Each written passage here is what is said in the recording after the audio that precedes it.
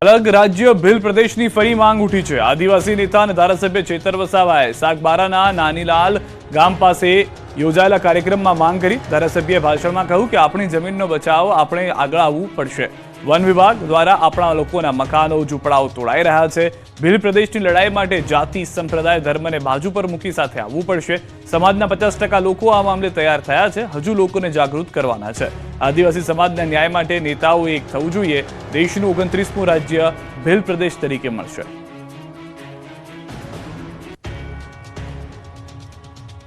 જૂની દાઝ રાખી સુરતના લિસ્ટેડ બુટલેગરે હેડ કોન્સ્ટેબલને ઉડાવ્યો। કંઈક આ રીતે સુરતના બુટલેગરે પોલીસ પર કાર ચડાવી જૂની દાજ કાઢી। સુરતની અઠવા લાઇન્સ પોલીસ મથકે નાનપુરા ટીમલિયાવાડ 3 રસ્તા પાસે વાહન ચેકિંગ કરતી હતી ત્યારે અઠવા ગેટ તરફથી કારમાં આવતા નાનપુરાના વોન્ટેડ બુટલેગરે હેડ કોન્સ્ટેબલ કારાભાઈને ઉડાવતા તેની ઈજા થઈ હતી। બુટલેગરથી પહેલા રાઉન્ડમાં ટક્કર ના વાગી તો યુટર્ન લઈ ફરી આવ્યો અને હેડ કોન્સ્ટેબલને ઉડાવ્યો। કારાભાઈએ બુટલેગરને રોકવા ઇશારો કર્યો ત્યારે કાર ચાલકે કાર ઊભી રાખવાના બદલે ફૂલ સ્પીડમાં ભગાવી। કારને રોકવાનો પ્રયાસ કરતા બુટલેગરે પોલીસને જોરદાર ટક્કર મારી ઉડાવી દીધા।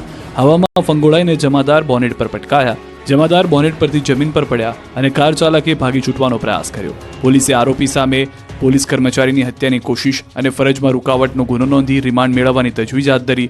હેડ કોન્સ્ટેબલને ઉડાવીને ભાગતા બુટલેગરને પોલીસે પીછો કરી તેની કાર બંધ પડી જતા પકડાયો ત્યારે પણ પોલીસ સાથે વિરોધ કરી ભાગવાનો પ્રયત્ન કર્યો। જ્યારે તેને પકડીને પોલીસ સ્ટેશનમાં લઈ ગયા ત્યારે તેણે પીએસઓને પણ ઝાપટ મારી દીધી હતી। આરોપી ચિત્રાર્થ ઉર્ફે ચિંટુની ધરપકડ કરી વધુ તપાસ આદરી છે। આરોપી અગાઉ પણ અનેક ગુના આચરી ચૂક્યો છે અને પાસા ભોગવી ચૂક્યો છે। અઠવામાં પણ તે ઘણી વખત દારૂની હેરાફેરીમાં પકડાઈ ચૂક્યો છે। અગાઉ તેના 2 કેસની તપાસ હેડ કોન્સ્ટેબલ કારાભાઈ જ કરી ચૂક્યા છે, જેથી કિન્નાખોરી કહો કે દાજ રાખી બુટલેગર રાંદેરીએ હેડ કોન્સ્ટેબલ કારાભાઈને ઇરાદાપૂર્વક કારથી ઉડાવી દેવાની કરતૂત કરી હતી। કારમાં 2 વખત રેકી કરતો પણ સીસીટીવીમાં કેદ થયો હતો। ભાવનગરમાં બુટલેગરના ત્રાસથી નિર્દોષ વ્યક્તિએ ઝેરી દવા ગટગટાવી। ભાવનગરમાં બુટલેગરના ત્રાસથી નિર્દોષ વ્યક્તિએ ઝેરી દવા ગટગટાવી આપઘાત કર્યો। દીપક નામના વ્યક્તિએ દારૂના હાથડા ચલાવતા બુટલેગર વિરુદ્ધ ફરિયાદ કરતા બુટલેગરો વારંવાર ધમકી આપતા હતા। જ્ઞાતિ વિશે અપમાનિત કરી હળધૂત કર્યો હતો, જેના ત્રાસથી કંટાળીને દીપક સોસા નામના યુવકે આત્મહત્યા કરી। મૃતક દ્વારા કિશોર રાઠોડ નામના બુટલેગર અને તેના સાગરીતોની જાણ પોલીસને કરી અને 130 લીટર દારૂ પકડાવ્યો હતો, જેના બીજા દિવસે બુટલેગર સહિત 4 ઇસમોએ ફરિયાદીના ઘર પર પથ્થરમારો કર્યો અને ફરિયાદ પાછી લેવાની ધમકી આપી અપમાનિત કરતા દીપકે આત્મહત્યા કરી લીધી। દીપકે તેના ભાઈને કોલ કરી જણાવ્યું કે બુટલેગરના ત્રાસથી કંટાળી ઝેરી દવા પી લીધી છે અને મને કંઈક થાય કે હું મરી જાઉં તો એના માટે ગામના બુટલેગરો જ જવાબદાર રહેશે તથા તેની સગીર પુત્રીને તેની ગેરહાજરીમાં ધ્યાન રાખવા જણાવ્યું। બનાસકાંઠામાં દારૂ ભરેલી કાર પલટી, રોડ પર દારૂની નદી વહી। રોડ પર દારૂની વહેતી નદી, દારૂની બોટલોની લૂંટફાટ અને કારનું કચ્ચરકાંડ। દારૂબંધીના ધજાગરા ઉડાડતા દ્રશ્યો છે બનાસકાંઠાના। અહીં દારૂ ભરેલી પૂરપાટ આવતી કાર પલટી જતા રોડ પર રીતસર દારૂની નદી વહેતી હોય તેવા દ્રશ્યો જોવા મળ્યા। બનાસકાંઠાના ભાભર સુઈગામ હાઈવે પર રૂની પાટિયા નજીક એક કાર ચાલક દારૂ ભરેલી બેફામ આવી રહ્યો હતો ત્યારે કાર દારૂડિયા કાર ચાલકે કોઈ કારણોસર સ્ટીયરિંગ પરથી કાબુ ગુમાવતા કાર રોડ પર 3 થી 4 ગોથા મારી પલટી ગઈ। કારનો કચ્ચરકાંડ નીકળી ગયો। કાર રોડ પર ઊંધે કાંધ પડી હતી। કાર પલટાતા કારની અંદર રહેલી દારૂ ભરેલી બોટલો ફૂટી રોડ પર રીતસર દારૂની રેલમછેલ થઈ। આ વાત વાયુવેગે પ્રસરતા સ્થાનિક તરસ્યાઓ દોડી આવ્યા અને દારૂની લૂંટફાટ મચાવી। દારૂની બોટલો લઈને ભાગ્યા। ઘટના સ્થળે લોકોના ટોળે ટોળા ઉમટ્યા। બાદમાં પોલીસ પહોંચી અને રોડ પરથી કારને ટો કરી હટાવી હતી। આ તરફ અરવલ્લીના પરિવારને નડ્યો અકસ્માત। મધ્યપ્રદેશના જબલપુર પાસે થયો અકસ્માત। ઇનોવા કાર ડિવાઈડર સાથે ટકરાયા બાદ સર્જાયો અકસ્માત। અકસ્માતમાં 3 લોકોના મોત થયા, 2 ઘાયલ થયા। આ પરિવાર પુનાથી ધનસુરા થઈ મહાકુંભના દર્શન માટે જઈ રહ્યો હતો તે સમયે થયો અકસ્માત। જામીન પર જેલ બહાર આવેલા લંપટ આશારામે પાલનપુરમાં રાખ્યો ગુપ્ત સત્સંગ। અનેક દીકરીઓની જિંદગી બગાડનાર ઢોંગી, લંપટ, હવસખોર આશારામની ગુજરાતમાં એન્ટ્રીને લઈને પોલીસ દોડતી થઈ। 2013ના દુષ્કર્મના કેસમાં જેલની હવા ખાતો આશારામ હાલ જામીન પર છે ત્યારે દુષ્કર્મી આશારામ પાલનપુરની મુલાકાતે આવ્યો। અહીં એક સ્થળે ઢોંગીએ સભા કરી। પાલનપુરમાં આશારામના સત્સંગથી ખળભળાટ મચી ગયો। બનાસકાંઠાના પાલનપુરમાં આશારામ પહોંચ્યો। પાલનપુર લીલા શાહની કુટિયાના દર્શન કરવામાં આવ્યા, જેને મળવા તેના અંધ સમર્થકોની ભીડ જામી ગઈ। આશારામના સમર્થકો આશ્રમના દર્શન કરવા માટે પહોંચી ગયા, જેના ફોટા વાયરલ થયા, જે બાદ પોલીસ દોડતી થઈ। પોલીસ પરવાનગી વગર કાર્યક્રમનું આયોજન થતા આયોજકોની પૂછપરછ કરાઈ અને પોલીસ તપાસ શરૂ કરાઈ। જામીન પર છૂટેલા આશારામ પાલનપુરમાં સમર્થકો સાથે નજરે પડ્યા, જ્યાં મહેશ્વરી હોલમાં ભજન સત્સંગનો કાર્યક્રમ યોજાયો હોવાની ચર્ચાઓ થઈ. જોકે પોલીસ પહોંચે તે અગાઉ જ આશારામ રોડ માર્ગે મહેસાણા જવા રવાના થયા હતા. થરાદ અને ડીસા બાદ આશારામ પાલનપુર પહોંચ્યા હોવાની ચર્ચા છે. બોર્ડ લગાવવા મુદ્દે ઉનાના કંસારી ગામે થઈ જૂથ અથડામણ. ઉનાના કંસારી ગામે બે જૂથ વચ્ચે બબાલ થઈ. ખેતર બોર્ડે લગાવવા મુદ્દે લાકડીઓ ઉડી અને થઈ અફરાતફરી. કંસારી ગામે એક ગ્રુપ સમાજની વાડીમાં બોર્ડ લગાવવા માંગતું હતું, જ્યારે બીજું જૂથ આ બાબતે વિરોધ કર્યો, જેને લઈને એક જ ગામના એક જ કોમના બે જૂથ સામસામે આવી ગયા. બોલાચાલી થઈ.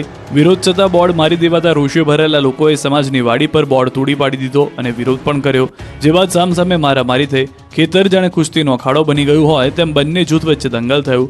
વાતાવરણ વધુ તંગ બને તે પહેલા જ પોલીસને જાણ કરવામાં આવતા પોલીસે મોરચો સંભાળ્યો, લોકોને સમજાવ્યા. જોકે પોલીસ દ્વારા સમગ્ર મામલે કોઈ પ્રતિક્રિયા સામે આવી નથી. વડોદરામાં સ્કૂલ બાદ હોટલને ઉડાવી દેવાની ધમકી. 26 જાન્યુઆરીને પ્રજાસત્તાક દિન પૂર્વે વડોદરામાં બોમ્બ મુકાયા હોવાની ધમકીઓ મળતા ખળભળાટ મચી ગયો. વડોદરાની રવરચના સ્કૂલની પાઇપલાઇનમાં ટાઈમ બોમ્બ મુકાયા હોવાની ધમકી બાદ શહેરની પ્રતિષ્ઠિત અલકાપુરીની હોટલ એક્સપ્રેસ રેસિડેન્સીના રૂમ અને પાઇપલાઇનમાં રિમોટ સંચાલિત બોમ્બ મુકાયો હોવાનો ધમકીભર્યો ઈમેલ મોડી રાત્રે મળ્યો. પ્રજાસત્તાક દિવસના આગલા 2 દિવસ સતત બોમ્બની ધમકીઓથી પોલીસ તંત્ર દોડતું થયું. અલકાપુરીની હોટલ એક્સપ્રેસ રેસિડેન્સીના ઈમેલ આઈડી પર મોડી રાત્રે 3:07 ધમકીભર્યો ઈમેલ આવ્યો હતો, જેમાં જણાવ્યું કે હોટલના રૂમ અને પાઇપલાઇનમાં બોમ્બ મુકાયા છે, જે રિમોટ કંટ્રોલથી બ્લાસ્ટ થઈ શકે છે. તમે તમામ ગેસ્ટને જાણ કરી દો. જોકે આ ઈમેલ હોટલના મેનેજરે સવારે 11 વાગ્યાના અરસામાં જોતા તાત્કાલિક પોલીસને જાણ કરી, જેને પગલે સયાજીગંજ પોલીસ સહિત બોમ્બ ડોગ સ્ક્વોડ હોટલ પર પહોંચી હતી.